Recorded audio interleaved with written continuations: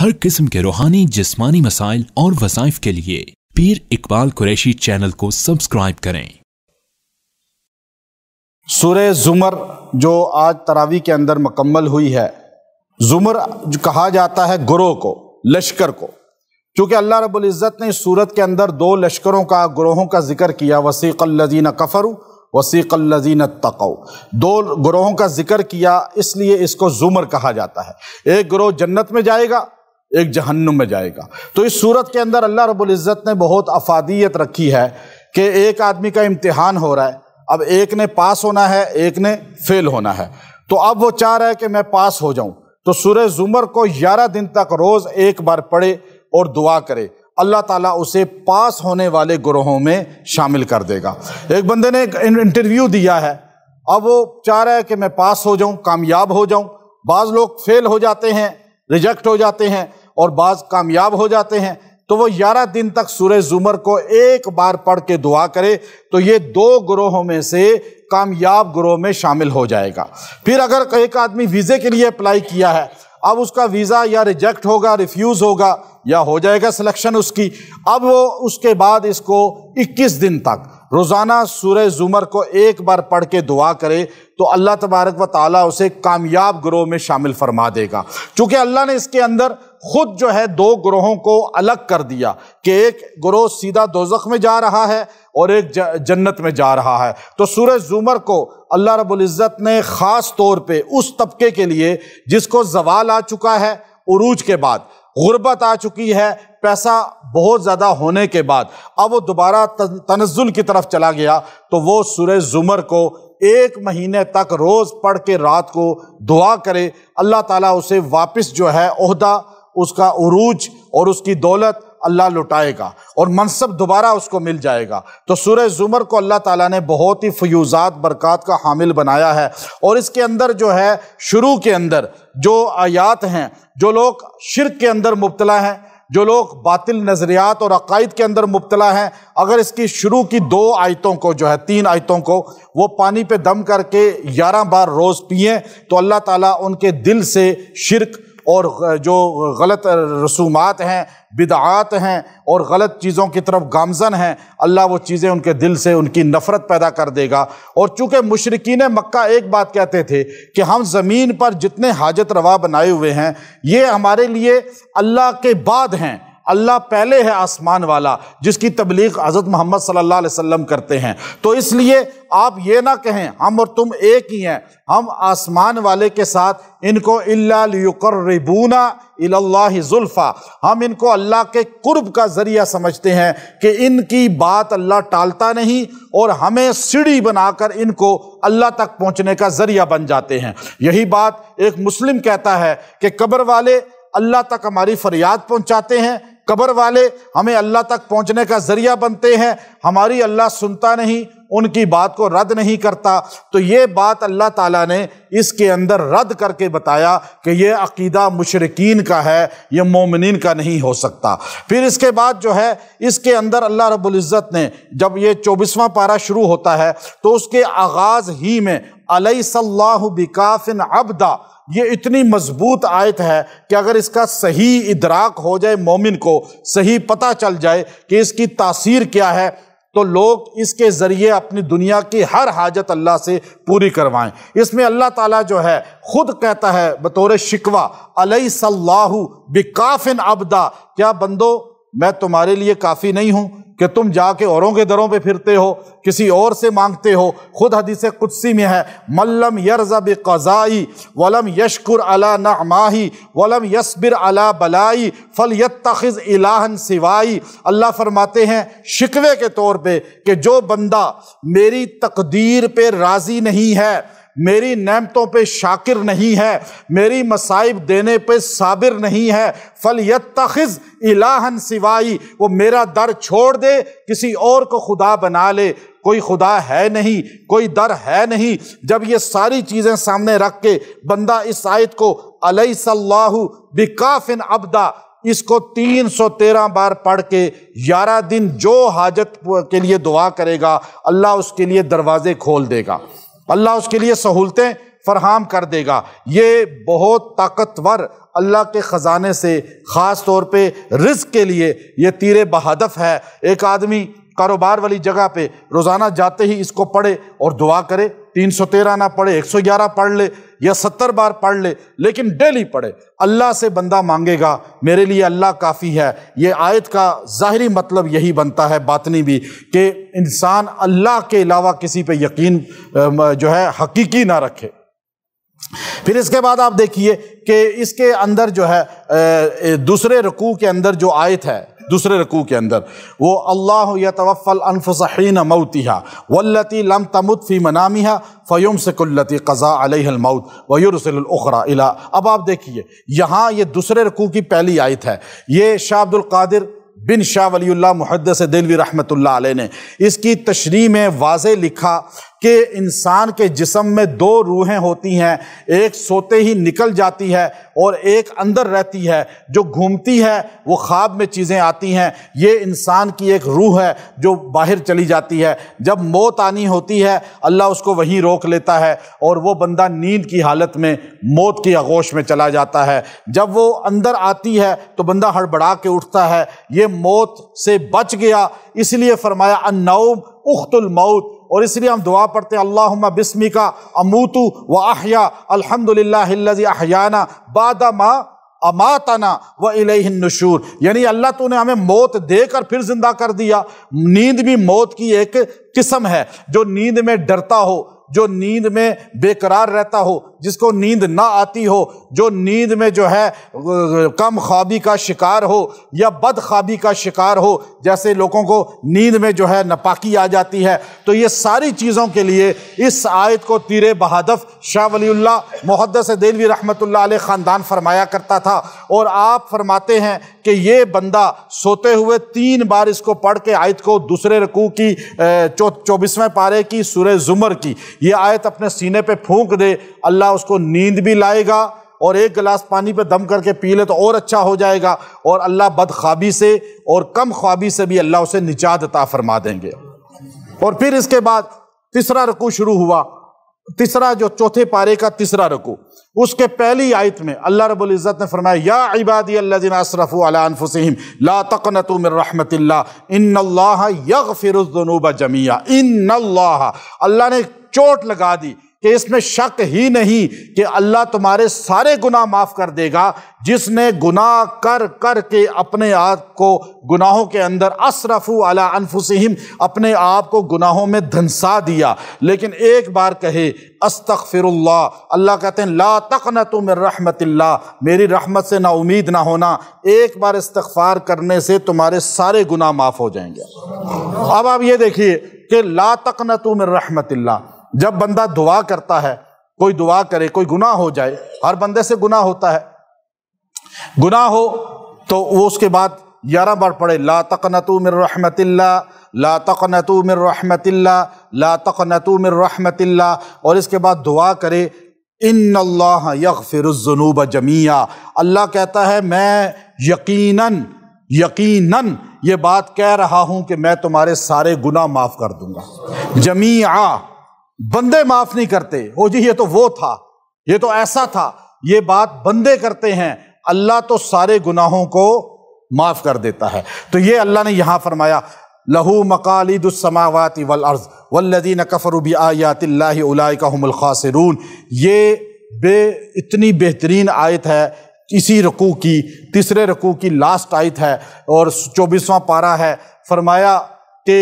جو بندہ چاہے کہ اللہ تعالیٰ مجھ پہ خزانے اپنے کھول دے، رزق کی برسات کر دے، اس آیت کو 21 دن تک روزانہ 70 بار پڑھ کے دعا کرے، اللہ اس پہ ہر چیز کھول دے گا۔ اس کے اندر چوتھے رکوع کے اندر وما قدر اللہ حق قدرہ والارض جميعا قبضتہ یوم القیامہ والسماوات مطویات بیمینہ، یہ جو آیت ہے پوری، یہ آیت جو سفر پہ پڑھے گا اس کی دائیں بائیں آگے پیچھے یہاں تک کہ سواری کی بھی حفاظت ہو جائے گی۔ اور یہ آیت ایسی ہے کہ جو انسان کو گھر واپس پہنچانے تک اس کی حفاظت کا ضامن بنتی ہے۔ اور مولانا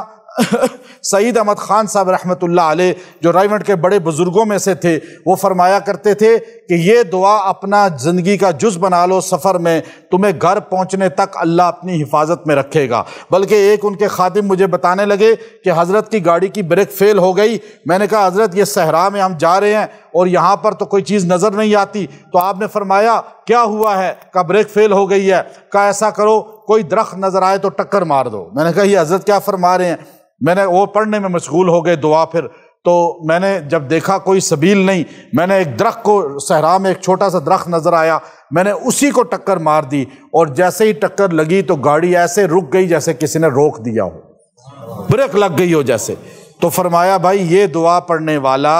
کبھی حادثے کا شکار نہیں ہوتا، ایسی مضبوط دعا ہے۔ اگر کوئی آدمی یہ چاہے کہ مجھے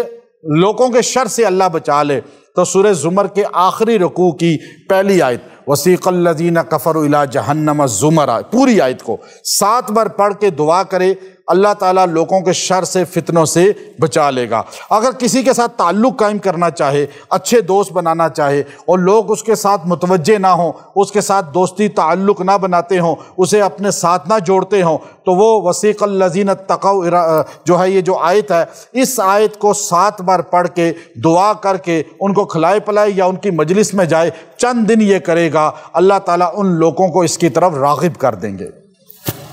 اور اس کے بعد ہے سورہ مومن۔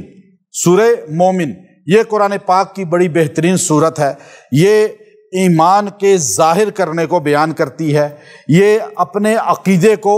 واضح کرنے کو بیان کرتی ہے، اور یہ سورہ ایسی ہے کہ اگر انسان یہ شک میں مبتلا ہو کہ یہ بندہ کیسا ہے، یا یہ گروہ کیسا ہے، یا یہ جماعت کیسی ہے، یا یہ بندے کی جو لوگ ہیں میرے ساتھ لین دین کر رہے ہیں، معاملات کر رہے ہیں، یا رشتے کے معاملات چل رہے ہیں، لیکن مجھے واضح نہیں ہے کہ یہ لوگ کیسے ہیں، تو وہ بندہ سورہ مومن کو پڑھ کے رات کو دعا کر کے سوئے، 3 راتیں یہ عمل کرے، وہ لوگ اس کے سامنے یا خواب میں واضح ہو جائیں گے یا عام زندگی میں اس کے سامنے آشکارا ہو جائیں گے۔ اور جو آدمی بہت زیادہ جو ہے آزمائشوں کے اندر مبتلا کر دیا گیا ہو، اور اس کے اوپر ایک مصیبت کے بعد دوسری مصیبت بار بار آتی ہو، اور وہ کسی لمحے بھی کسی مصیبت سے خلاصی نہ پاتا ہو، تو ہر طرف سے نا امید ہو جائے، سورہ مومن کو 7 دن تک روز پڑھے، اور ایسے پڑھے کہ جمعہ کے دن جا کے اس کو 7 دن پورے ہوں، اور جمعہ کے دن جو ہے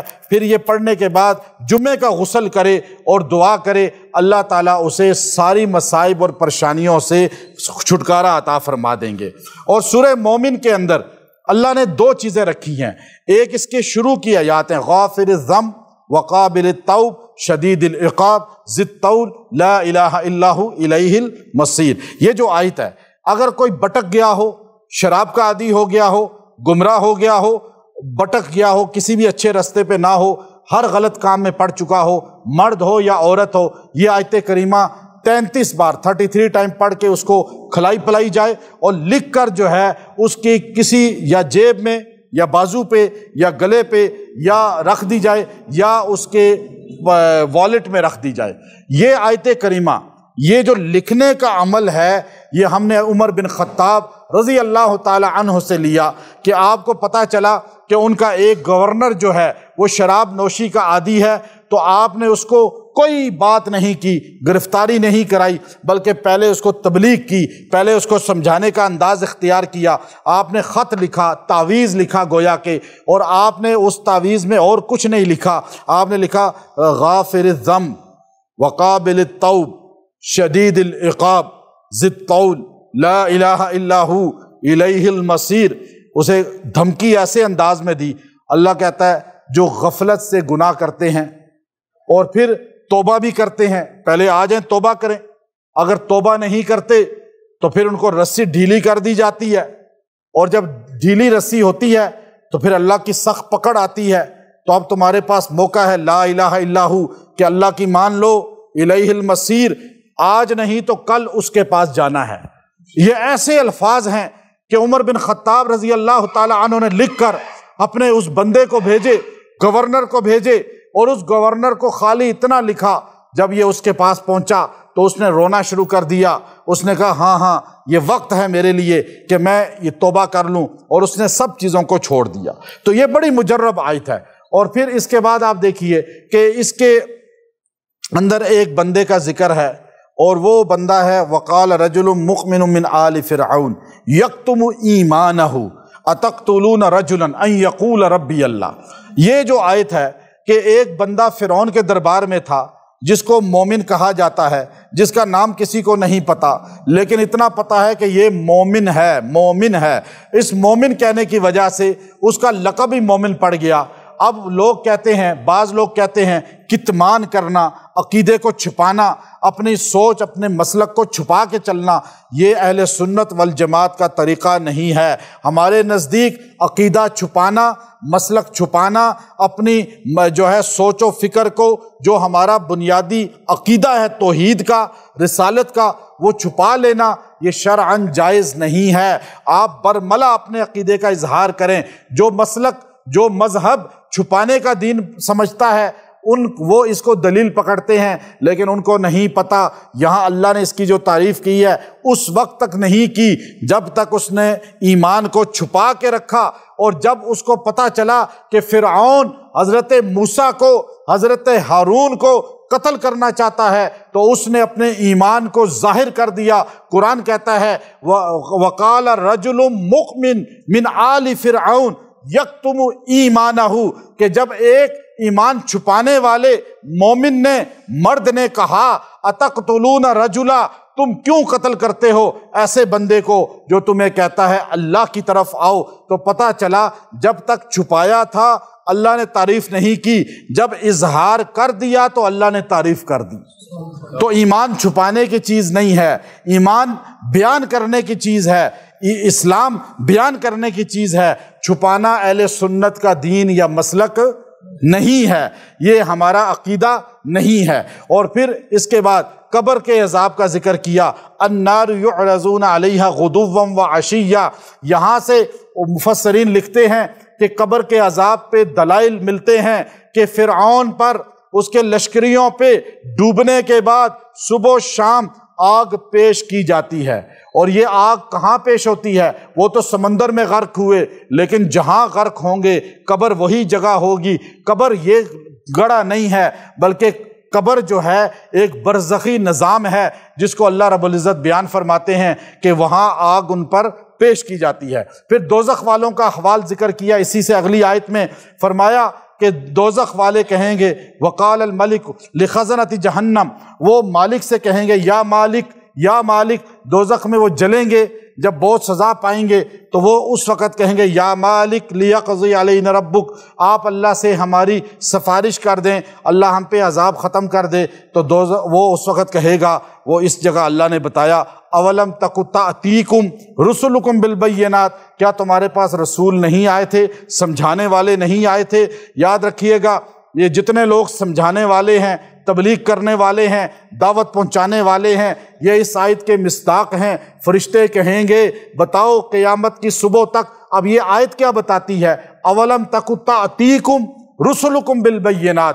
اب مجھے بتائیں حضرت محمد صلی اللہ علیہ وسلم تک نبی تو آتے رہے، اس کے بعد 1400 سال بیت گئے، قیامت کی صبح تک کوئی رسول نہیں آئے گا، کوئی نبی نہیں آئے گا۔ قرآن کہتا ہے فرشتے ان سے کہیں گے بتاؤ تمہارے پاس کیا رسول نہیں آئے تھے، سمجھانے والے نہیں آئے تھے؟ آج امریکہ کے پاس، آج یورپ کے پاس، آج افریقہ کے پاس، آج دنیا کے کافروں کے پاس سمجھانے والا کیا کوئی رسول آئے گا؟ اب پتہ چلا یہ آیت بتاتی ہے کہ نبیوں کے غلام محمد عربی صلی اللہ علیہ وسلم کے امتی نبیوں والا کام کر کے جب کافروں تک ہر بات پہنچائیں گے تو یہ آیت کی تصدیق ہوگی اور یہ آیت مکمل ہوگی۔